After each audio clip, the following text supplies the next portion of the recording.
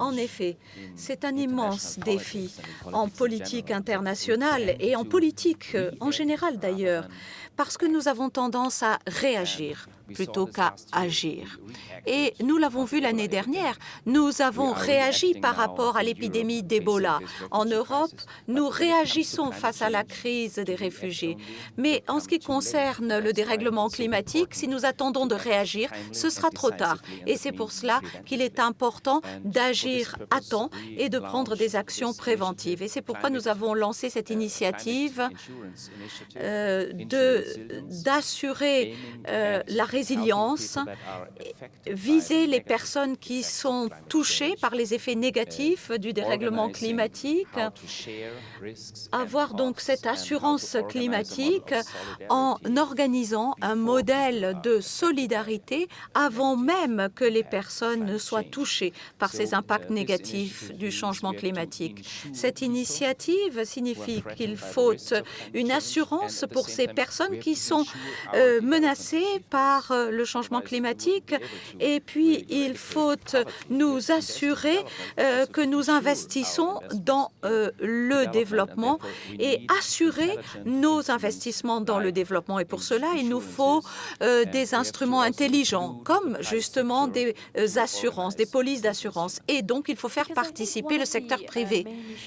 Oui, mais je crois que l'un des principaux problèmes que l'on voit dans le cadre de cette COP21, c'est la frustration des pays les plus pauvres qui pensent que leurs économies vont être abandonnées.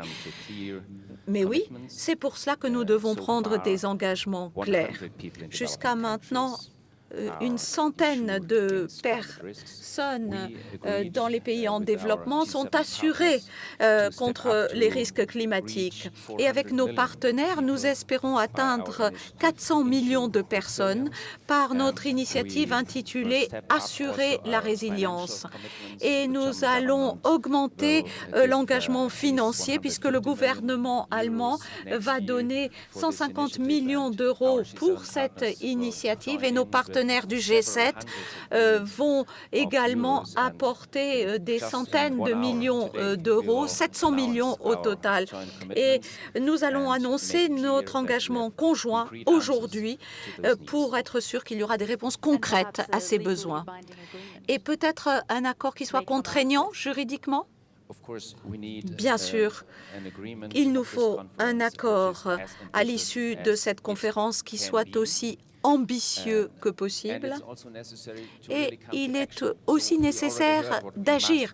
Nous avons déjà entendu dire que nous devons le faire, nous devons être sûrs que nous pouvons le faire et la résilience en fait partie, mais nous devons rassembler cette volonté politique pour agir et agir à temps et investir dans la prévention.